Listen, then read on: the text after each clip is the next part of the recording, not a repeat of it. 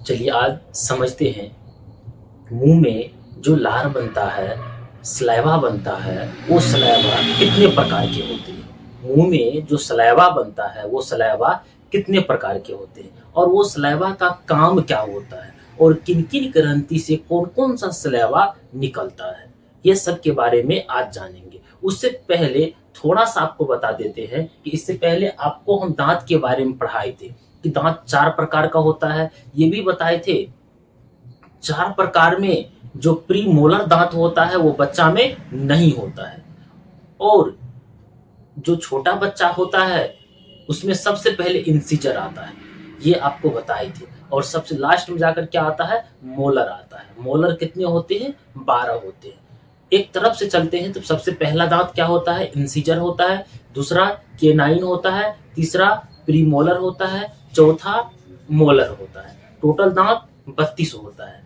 और जो दांत टूट के दोबारा आता है तो वो दांत कितना होता है, 20 होता है। परमानेंट दांत जो एक बार आया अगर दोबारा टूटा तो वो नहीं आएगा, तो वैसे दांतों की संख्या कितनी होती है, वो दांतों की संख्या 12 होता है। तो इस तरह मिलाकर के टोटल दांत कितना हो जाता है, तो 32 हो जाता है। आपको ये भी बताए थे कि बच्चा में दांत का फार्मूला क्या होता है, डेंटल सूत्र क्या होता है, डेंटल फार्मूला चाइल्ड में क्या होता है। और ये भी बताए थे कि जो एडल्ट होता है, एडल्ट कहने का अर्थ होता है जिसका उम्र 18 साल से अधिक है, उसके मुंह में जो दांत होता, दांत तो मुंह में होगा, पेट में थोड़ी होगा।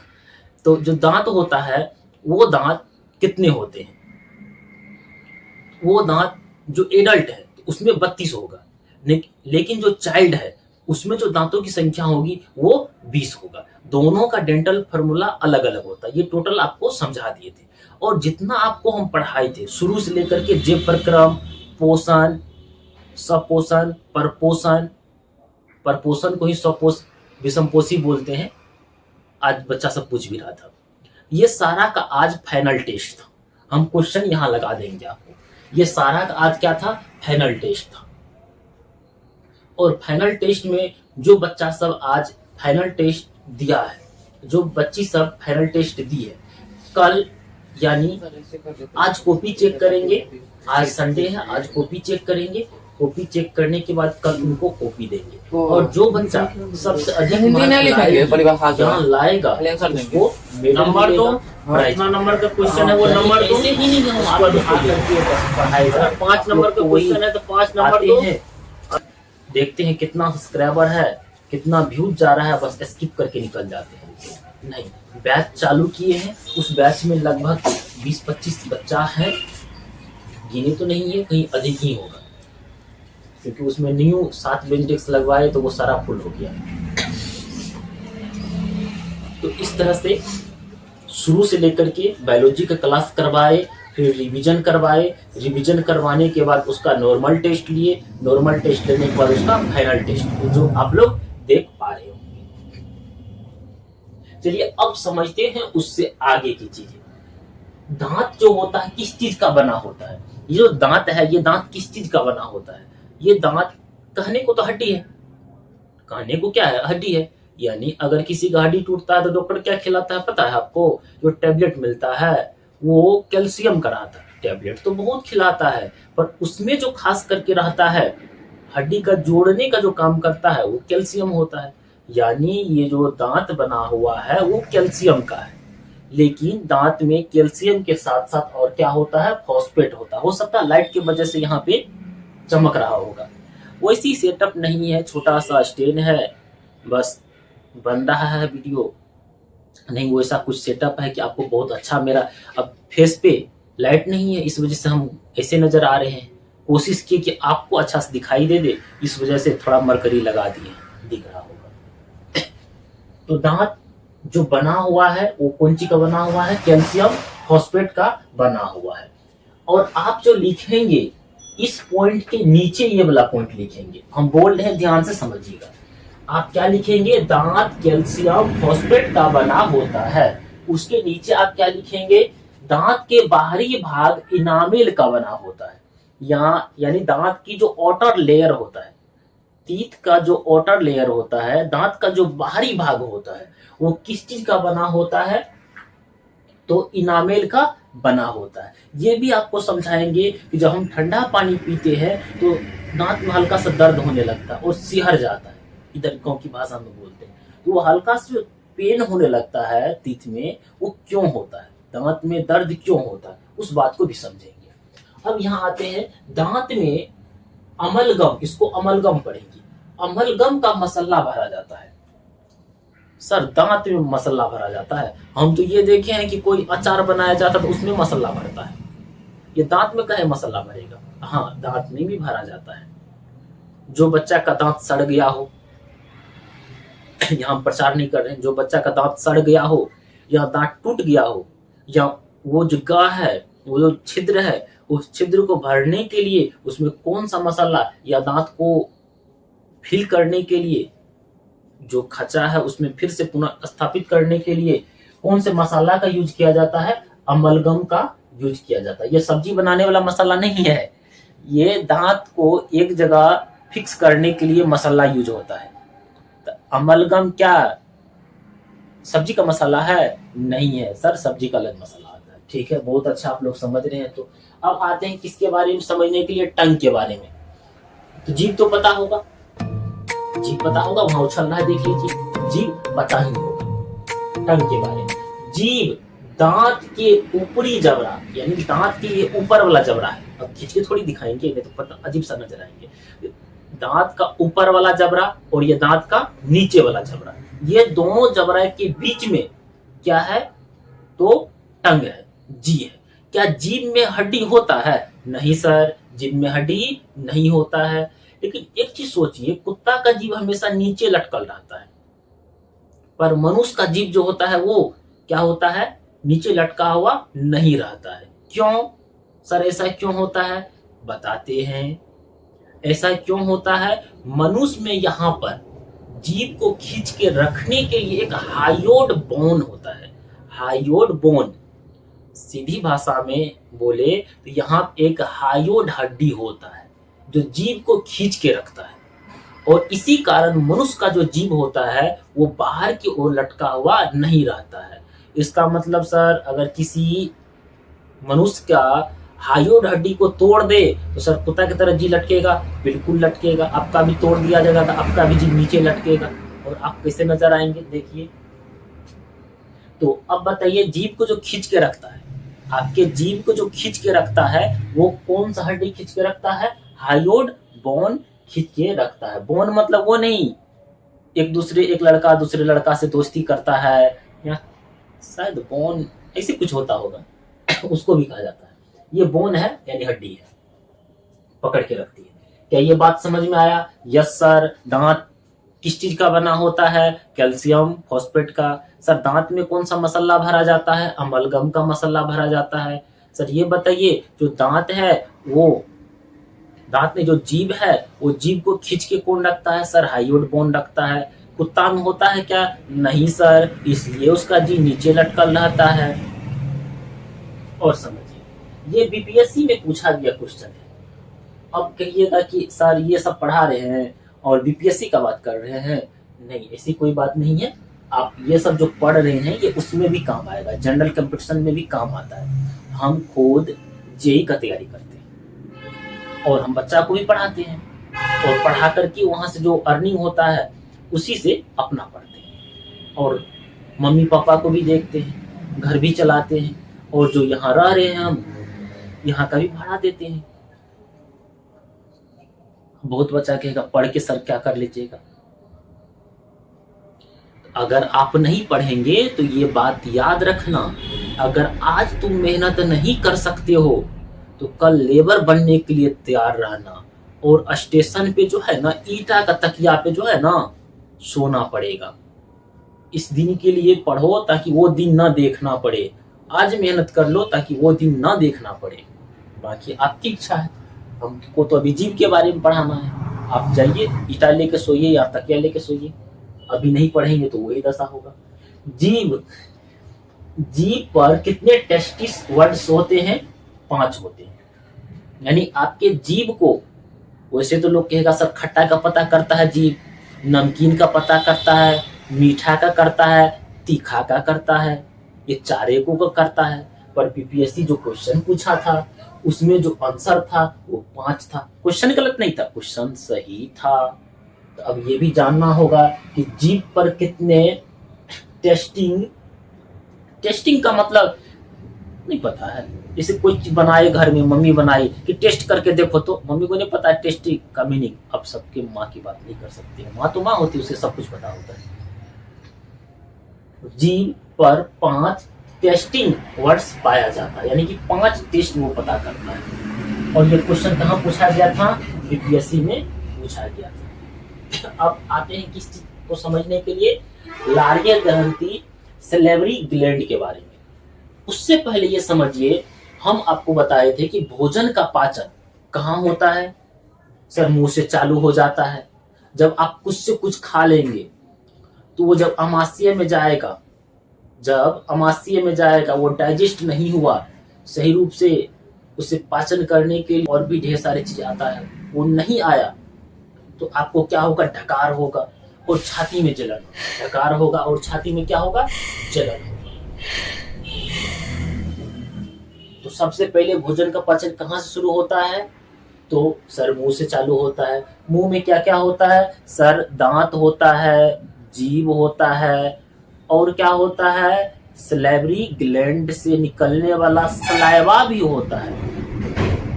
कहिएगा सर ये क्या होता है? यानी क्षारीय ग्रंथि होता है आपके इस भाग पे, कान और जबड़ा के नीचे यहाँ पे होता है। अब बताएंगे यहाँ पे कौन होता है? 3 गो होता है, वही तीनों मिलकर आपके मुंह में पानी लाता है। जैसे में अगर बोले कि अभी मेरे पास इमली है, इमली को रखे हैं, मान लीजिए इमली है, और साइड में नमक और मिर्च पाउडर दिया हुआ है, और इमली उसे मिलाकर खाई जा रहे हैं, पूरे मस्त होकर खा रहे हैं, खा रहे हैं, खा रहे हैं। अब ये सुनकर के आपके मुंह में क्या आ गया होगा? रसगुल्ला थोड़ी आया होगा, पानी आया होगा। वो जो पानी है ना वही सलाइवा है, वो जो पानी है वही क्या है? सलाइवा है। मैं तो अपनी हो गया ठीक है, इसका आदत बहुत खराब है। तो वो जो है वो क्या है? सलाइवा है। और सलाइवा कहाँ से बनता है? तो सलेवरी ग्लैंड से बनता है। यानी लार कहाँ से बनता है? तो लारिया ग्रंथि से। इन्हें पूछे कि लार कहाँ से बनता है? सर धान से लार बनता है। हाँ तो क्वेश्चन लिख दीजिएगा टेस्ट में, तब मिलेगा इतना बड़ा लड्डू। हाँ, समझिए, लारिया ग्रंथि सलेवरी ग्लैंड, इस ग्रंथि से क्या निकलता है? सलेवा निकलता है। अभी तुरंत सलेवा आपके मुंह से निकला था इमली को देख करके, वही सलेवा है जो एक पारदर्शी होता है, यानी आर पार दिखाई देगा, आर पार दिखाई देगा, यानी पानी की तरह होता है, वो आर पार दिखाई देता है। पारदर्शी कहने का अर्थ होता है, अच्छा पारदर्शी लिखा हुआ गलत है,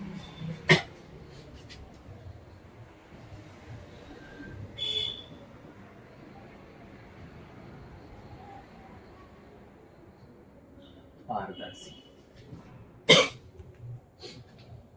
इस ग्रंथि से क्या निकलता है? सलेवा निकलता है, जो एक पारदर्शी हल्का चिपचिपा तरल पदार्थ होता है। नहीं यकीन होता है तो मुंह में जो पीत है उस पर रखिए, ऐसे ऐसे कीजिए, देखिए चिपचिप करेगा। भाई घीन वाला काम कौन करेगा? आप ही लोग करते होंगे, कीजिएगा, छोड़ दीजिए, मत कीजिए। यह भोजन चबाने, निगलने और पचाने में मदद करता है। यानी जब आप भोजन को चबाएंगे, मान के लिए नहीं निकलेगा,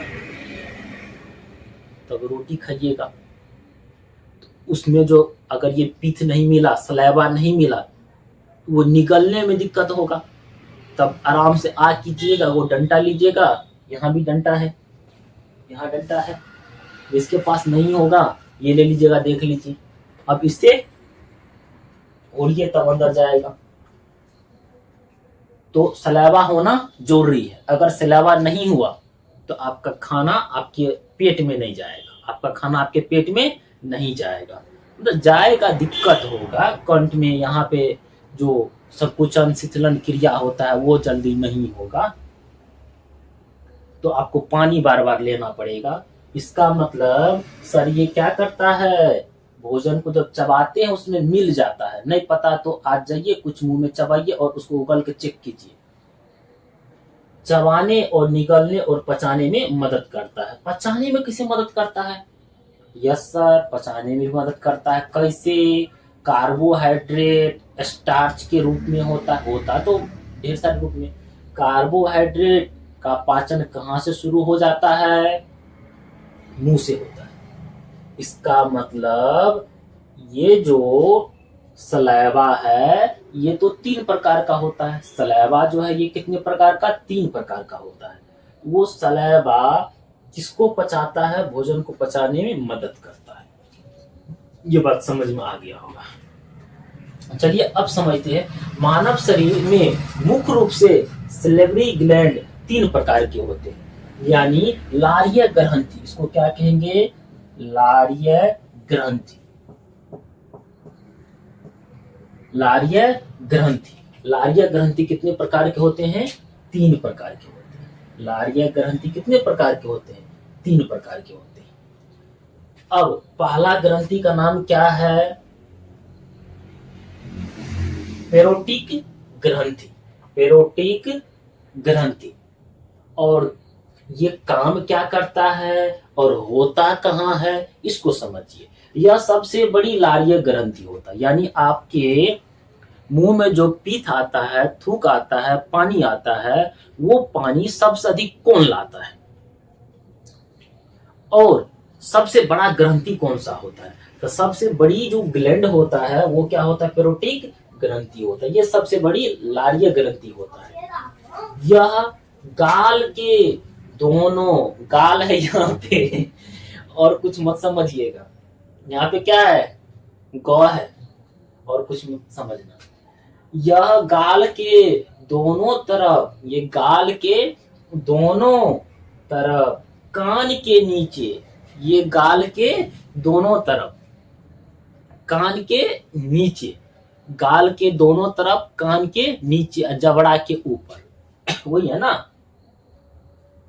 नीचे स्थित होता है, कान के नीचे स्थित होता है। यह गाल के दोनों तरफ कान के नीचे स्थित होता है। यह सबसे ज्यादा पतली लार बनाती है, यानी सबसे जो पानी में, अब पानी गड्ढा भी होगा, जैसे कि कैसे सर, अब मान लीजिए कोई पानी है उसमें कोई लिक्विड डाल दिए, घुलने वाला चीज डाल दिए तो वो गड्ढा हो जाएगा। जैसे चीनी डाल दिए, बहुत चीनी बोर बन जाएगा, पूरे गड्ढा हो जाएगा। कम चीनी दिए तो पतला रहेगा। तो उसी तरह ये जो है पेरोटिक ग्रंथि, ये सबसे पतली लार बनाती है। ठीक है सर, यहाँ तक समझ में आ गया? जल्दी जल्दी बताइए हमें कहाँ निकलना है। अमाइलेज एंजाइम सबसे ज्यादा रहता है, यानी आप एक एक करके नीचे करके लिखिएगा। जगह का दिक्कत था इसलिए हम यहाँ लिख दिए, पहला पॉइंट यहाँ, दूसरा यहाँ। आप क्या करेंगे? पहला लिखे, उसके नीचे दूसरा, उसके नीचे तीसरा, उसके नीचे चौथा। अमाइलेज एंजाइम सबसे ज्यादा रहता है। किसमें सबसे ज्यादा रहता है? तो सर इस ग्रंथि में, पेरोटिक ग्रंथि में, पेरोटिक ग्लैंड में सबसे अधिक क्या होता है? एंजाइम होता है। सर वो एंजाइम का नाम क्या है? अमाइलेज है। सर जब सबसे ज्यादा ये रहता है और मुंह में पाचन कार्बोहाइड्रेट का होता है, इसका मतलब ये कार्बोहाइड्रेट को ज्यादा पचाता होगा, क्योंकि यही तो ज्यादा निकल रहा है। ठीक है, यह जबड़े की हड्डी के नीचे स्थित होती है।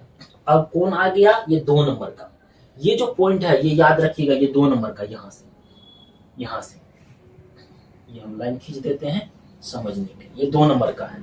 अब 2 नंबर क्या है? सब मेडुबुलर ग्रंथि। यह 70% लार बनाती है। 70% क्या बनाती है? लार, यानी चिपचिपा पदार्थ बनाती है। और मुंह में सबसे ज्यादा, यानी कि मुंह में अभी भी बोल रहे हैं तो पानी आ रहा होगा, मुंह में पित्त आता है, तो वो जो पित्त आता है वो सबसे अधिक कौन लाता है? तो सर यही लाता है। कितना प्रतिशत? तो 70%। इसकी लार थोड़ी क्या होती है?